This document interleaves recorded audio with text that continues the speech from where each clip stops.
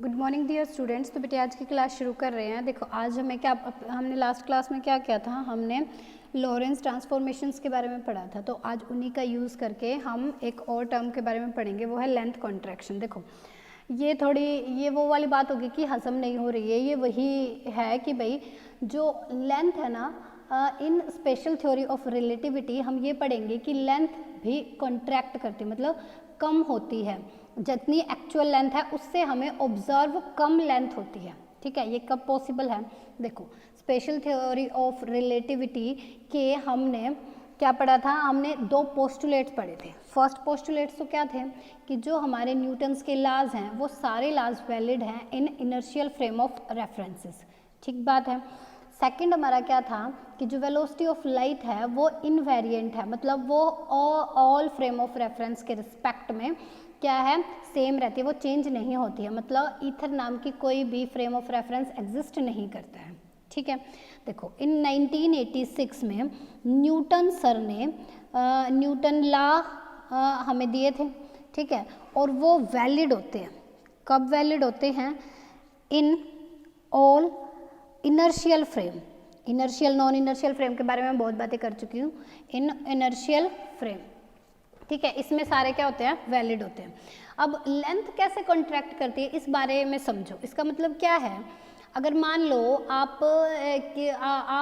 गाड़ी से जा रहे हो, ठीक है, और वो गाड़ी किस स्पीड से जा रही है, स्पीड ऑफ लाइट की स्पीड से, तो आपके आसपास जो बिल्डिंग जो घर आपको दिखाई देंगे उनकी जो हाइट है ना वो आपको कम दिखाई देगी। मतलब मान लो किसी की हाइट 30, 40, 50 है, 30 फीट 40 फीट समथिंग है, तो उससे कम, यानी कि 40 का है तो हमें 30, 35, 30 फीट इतना ऑब्जर्व होगा। ठीक है, तो इसका मतलब क्या है, वो अपनी एक्चुअल हाइट से हमें कम ऑब्जर्व हो रहे हैं। ठीक है, इसी को बोलते हैं लेंथ कॉन्ट्रैक्शन।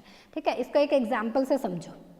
क्या है, मान लो यहाँ पे एक ये आप हो और ये आपका कोई फ्रेंड है। ठीक है, अभी ये स्पेसशिप है ये कोई, ठीक है, और ये अभी आपके साथ रेस्ट पे ही था, लेकिन आप अभी यहाँ पे खड़े हो, ऑब्जर्व कर रहे हो यहाँ पे ग्राउंड पे, और जो ये आपका फ्रेंड है वो स्पेसशिप में बैठ के चला गया। आपके पास भी एक रोड है जिसकी लेंथ है 100 सेंटीमीटर। ठीक है, और इसके पास भी थी, मतलब ये आपसे वो रोड लेके चला गया। ठीक है, ये रोड वो लेके चला गया, तो ये स्पेसशिप में इसको रख के चला गया। अब ये किस स्पीड से जा रहा है, ये जिस भी वेलोसिटी से जा रहा है वो वेलोसिटी ऑफ लाइट के हाफ है, मतलब ये c/2 से जा रहा है। ठीक है, तो जब आप दोनों यहाँ रेस्ट पे थे तो दोनों के लिए ये जो लेंथ थी ना ये 100 सेंटीमीटर थी, लेकिन अब जब ये c/2 की स्पीड से जा रहा है तब इसके लिए तो ये कितनी रहेगी, 100 सेंटीमीटर ही लेगी। लेकिन जब आपको ये ऑब्जर्व होगी ना, ये कितनी ऑब्जर्व होगी, ये उससे कुछ कम ऑब्जर्व होगी। आपको ये 80 सेंटीमीटर भी ऑब्जर्व हो सकती है, 70 सेंटीमीटर भी ऑब्जर्व हो सकती है, 90 सेंटीमीटर भी ऑब्जर्व हो सकती है। वो डिपेंड करेगा कि जो आप जिस वेलोसिटी से वो स्पेसशिप जा रहा है वो स्पीड ऑफ लाइट के कितने मल्टीपल या कितने टाइम्स है। जैसे ये हाफ टाइम है।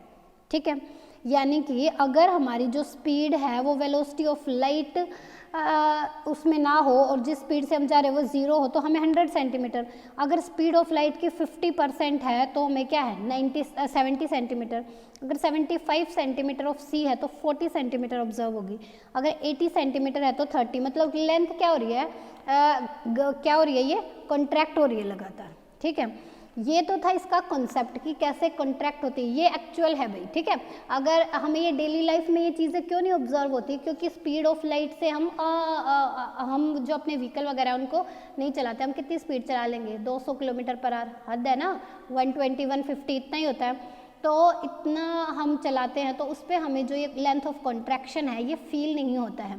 जब कोई भी ऑब्जेक्ट स्पीड ऑफ लाइट से जाएगा तो उसके लिए जो लेंथ होगी वो क्या है, ऑब्जर्वर के लिए वो कॉन्ट्रैक्ट करे, मतलब लेंथ हमें कम फील होगी। ठीक है, अब इसी प्रोसेस को मैथमेटिकली प्रूव करने की कोशिश करते हैं। मैथमेटिकली हमारे पास वही अभी तक हम मान क्या रहे, दो फ्रेम ऑफ रेफरेंस है। अच्छा, ये जो सिचुएशन मैंने ली है ना ये एट टाइम t है, जब t टाइम, जब हमारे पास टाइम t = 0 होगा तो दोनों फ्रेम ऑफ रेफरेंस क्या है, कॉन्ट्रैक्ट करेंगे यहाँ पे। सॉरी कॉन्ट्रैक्ट कह रही हूँ, कोइंसाइड करेंगे, मतलब O और O डैश सेम होगा, सेम पॉइंट पे होंगे ऑब्जर्वर, ठीक है। ये हमारे पास Y है, ये Y डैश है, ये X है, ये X डैश, ये Z है, ये यहाँ पे at time t is equal to 0, time t is equal to 0 पे ये कहानी है, दोनों के जो सेंटर है वो ओरिजिन है वो कोइंसाइड कर रहे हैं, ठीक है। अब कुछ टाइम के बाद हमने मान लिया कि ये यहाँ पर एक हमारे पास रोड रखी हुई है जिसकी लेंथ है AB।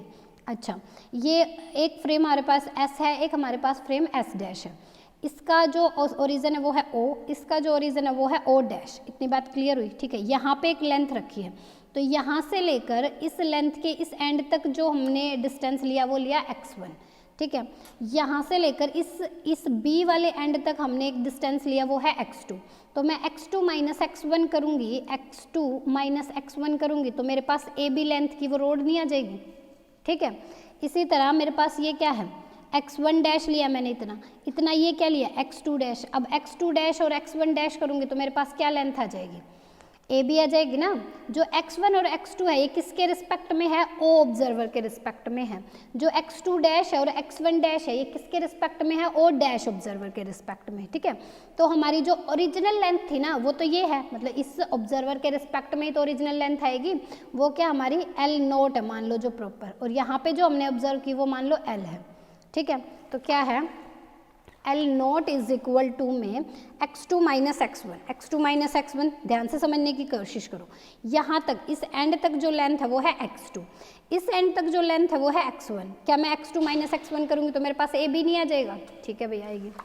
तो क्या आ गया, L naught is equal to x2 minus x1, L is equal to x2 dash minus x1 dash, ठीक है।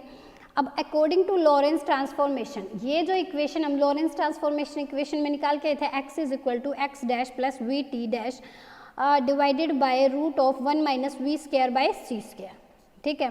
यहाँ पे x की जगह हमारे पास x1 और x2 है, तो क्या हो जाएगा, x1 इज इक्वल टू में x1 dash plus v t dash divided by 1 minus v square by c square. एक ये मेरे पास है x2 डैश प्लस में v t dash divided by 1 minus v square by c square, ये equation number है 3, ठीक है।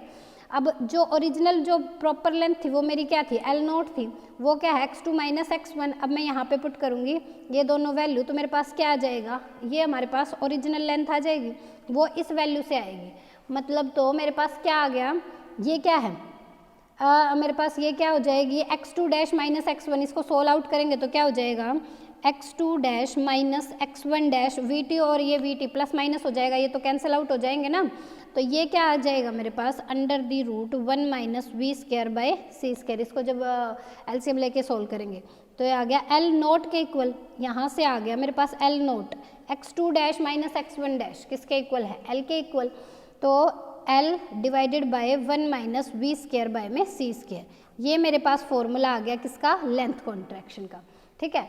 अब इस पे किस टाइप का न्यूमेरिकल आ सकता है वो भी एक बार डिस्कस कर लेते हैं। मान लो एक आपके पास न्यूमेरिकल आ जाए, ओरिजिनल लेंथ आपको दे दे 100 सेंटीमीटर, ठीक है, और आपको बोल दे कि कोई ऑब्जेक्ट है वो स्पीड ऑफ लाइट के वो स्पीड किस स्पीड से जा रहा है, c/2 से, c यहाँ पे क्या है, वेलोसिटी ऑफ लाइट है, ठीक है। तो और हमें जो उसकी लेंथ ऑब्जर्व होगी ना वो हमें निकालनी है, तो हम इसे किस फॉर्मूले से निकालेंगे, अप्लाइंग लेंथ कॉन्ट्रैक्शन। क्या है, L naught is equal to में L divided by 1 minus v square by में सी स्क्वायर, ठीक है। L हमारी V कितनी दे रखी, c/2 का square divided by c square, इसको सोल्व करेंगे तो c से c कैंसिल, कितना आ गया 1/4, 1 माइनस 1/4, यहाँ पे क्या हो जाएगा L divided by under the root 4 minus 1 divided by 4, कितना आ गया L डिवाइडेड बाय